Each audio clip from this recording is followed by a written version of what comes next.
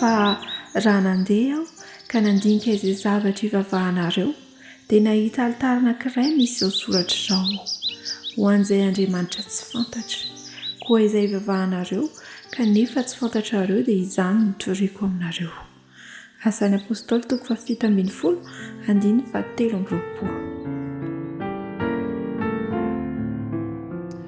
Amin'ny maha kristianina antsika, mpanaradian'i Kristy dia fanirian'i Jesosy Kristy koa ilay mpanorona ny fiangonana, ilay nanangana ny fiangonana, ilay iarahantsika mba hatiany koa ho fahazavana isika.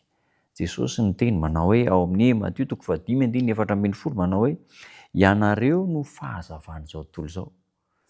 Jesosy ilay mpitondra fahazavana dia isika mpanaraka an' Jesosy dia mba hiparitaka amintsika koa ny fahazavana izay nampitain'i Jesosy.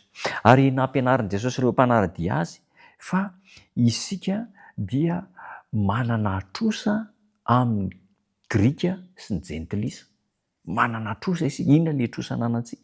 Ilay fahamarinana fahazavana izay nomen'i Jesosy antsika dia tsy tokony ho tazomintsika irery fa aparitaka amin'ny olona rehetrarehetra. Teneno ny programan'Andriamanitra.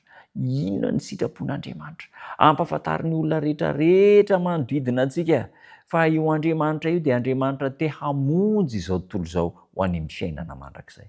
Io Andriamanitra io, Jesosy Kristy, ilay maty teo amin'ny hazofijaliana dia hanolotra famonjena ho an'ny lehilahy sy ny vehivavy rehetra eto ambonin'ny tany. Ary iza no nampahafantariny an'izany? Izaho sy ianao, isika no nampahafantariny hoe misy fiainana mandrakizay tokony ho azon'ny olona rehetra ary misy helo fahafatesana mandrakizay izay tokony hilaoza, hitsoahana sy handosiran'ny olona rehetra.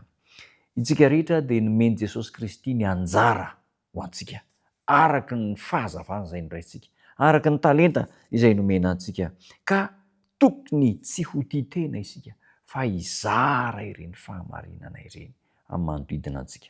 Ankehitriny dia efa somary efa feno, efa saturé, mialatsiny amin'ilay fiteny efa saturé loatra ireo ataoko hoe antoko-pivavahana izay samy mandrangaranga ny azy, samy maneho ny azy dia ohatrany indraindray lasa efa malily sofina, mamono sofina dia ohatrany hoe efa hiteny mihitsy hoe samy manajy ny azy fa efa samy manana ny azy tsika izao.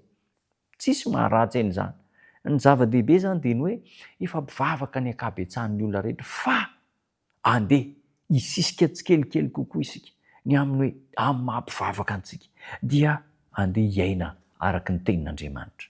Andeha hiainana ny soratra masina, ilay fahazavana izay nomen'i Jesosy antsika. Misy mpanoratra anankiray ny teny manao hoe ny olona rehetra izay teraka ao amin'ny fanjakan'Andriamanitra dia nateraka mba ho misionera, mpitory ny hafatr'Andriamanitra, mpilaza ny vaovao mahafaly ny famonjena.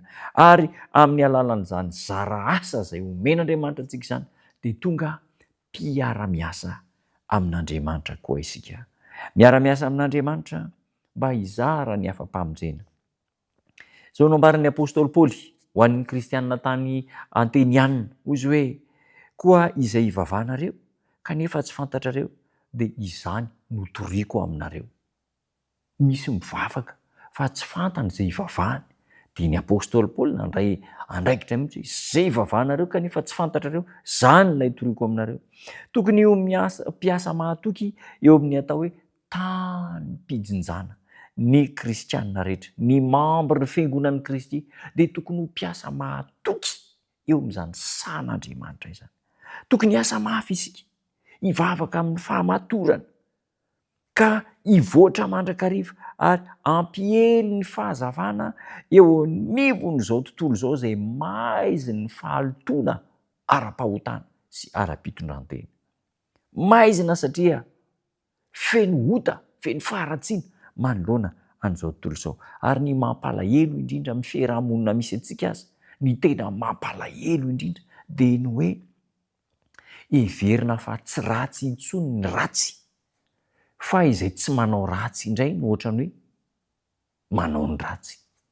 Izay tsy mitovy filamatra amin'ny fiarahamonina manao ny asa ratsy, manao ny adalàna, ireny indray no matetika voahenjika sy voaheso ny fiarahamonina misy antsika. Izany manam-porofo fa tena latsaka ao anatin'ny faharatsiana goavana, fitotonganana ara-moraly, ara-pitondran-tena ny fiarahamonina izay misy antsika ka amin'ny alalanao izay mieno mijery manaraka izao fantarana izao amin'ny alalao dia anavatsava eo anoloantsika ny lalan'ny fahamarinana avy amin'Andriamanitra ka hitsorika any am-pon'ny olona tsirairay izay ilazantsika ny fahamarinan'ny tenin'Andriamanitra.